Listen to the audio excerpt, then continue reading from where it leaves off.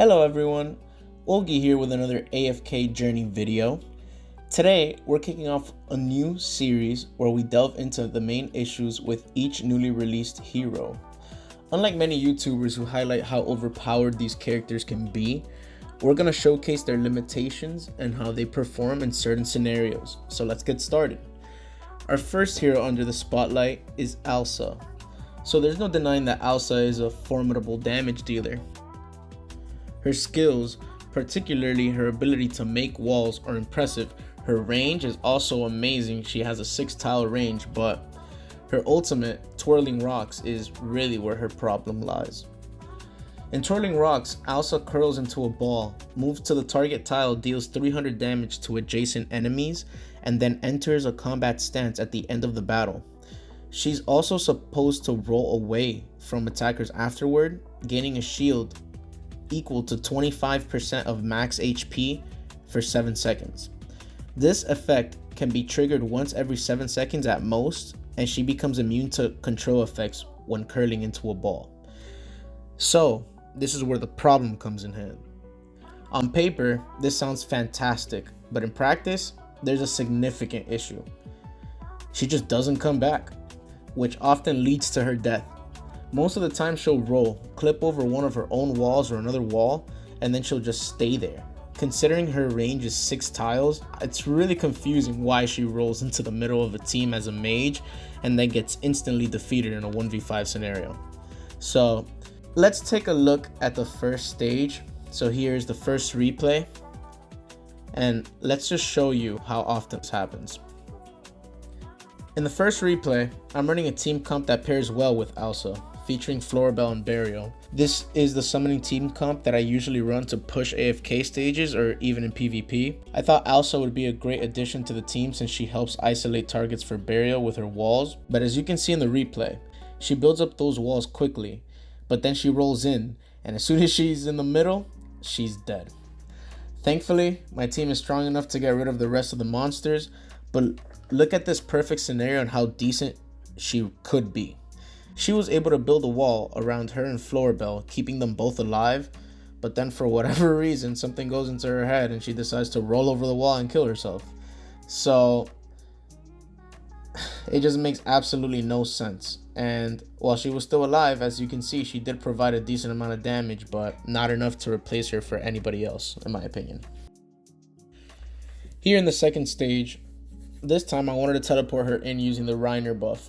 Since she's gonna roll in and die anyway, I might as well put her in the middle of the fight with the Reiner buff so she can get extra healing and damage so she can actually stay alive and do more damage while she's in the middle of the fight. But as you can see, she just instantly dies. I'm also in very high-end AFK stages fighting things that are 70 levels above me, so I'll cut her some slack, but I'm just showing you guys how far we can push her limit since Carolina would easily be able to clear this stage and stay in the backline instead of jumping to the middle and dying.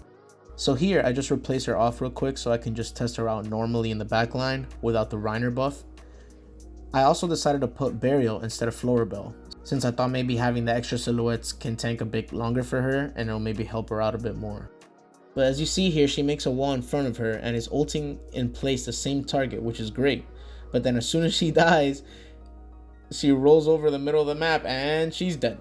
So and you see how she was just doing great there, but out of nowhere she just rolls into the middle of the fight and dies. And it just makes no sense why she's able to build these walls for her own protection, but then her ultimate launches her over her own walls, causing her to be in the middle of the enemy team and causing her to die. And it sucks because in these higher end AFK stages, she can't afford to just face tank someone that is 70 levels above her, since it will immediately kill her. I don't know if this is intended or if this is a bug, but I think this stops her from potentially being one of the best characters in the game, and that's without Soren being into the game yet. Her range is 6 tiles, so it kind of makes no sense for her kit to be 1 tile in front of the enemy hero as a mage. In the third stage, I wanted to show you what she would be like in the current team comp, which is probably her best slot at the moment, basically replacing Carolina for her.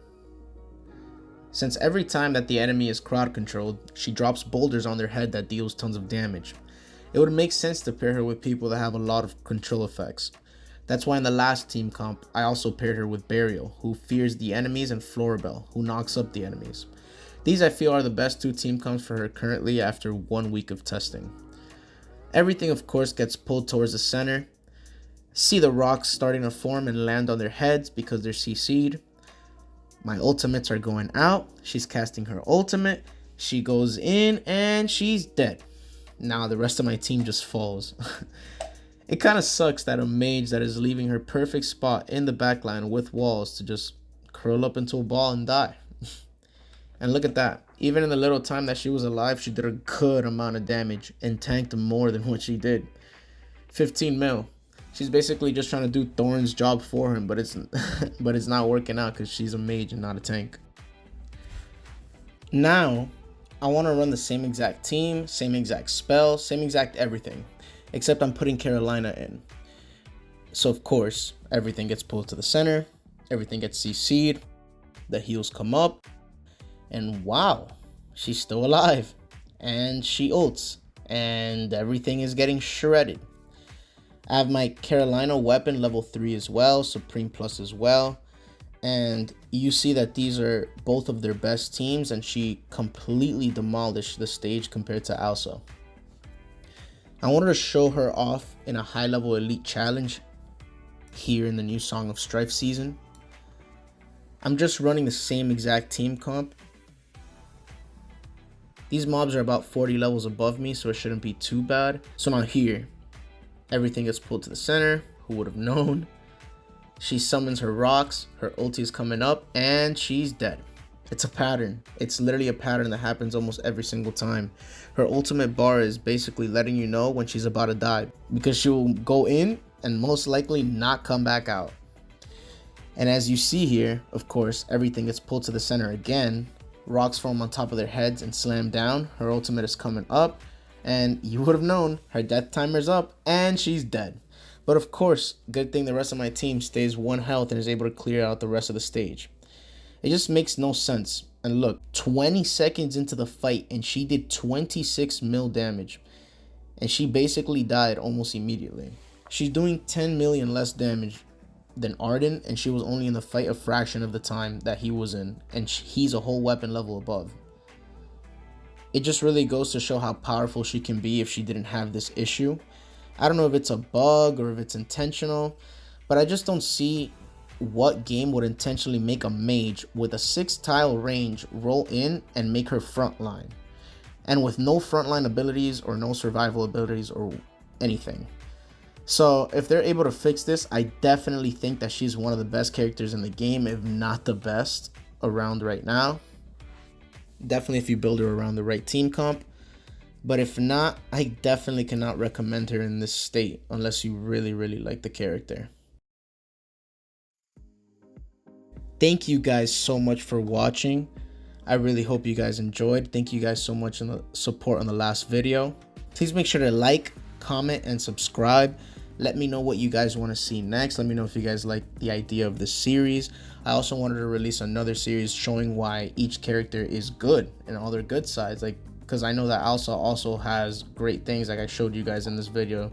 She can definitely be great, and I'm sure that with more testing further down the line, she will be even better, especially with Soren's release right around the corner as well. And seeing these developers and seeing how they like to release updates and hotfix certain things, I really don't think that this is intentional.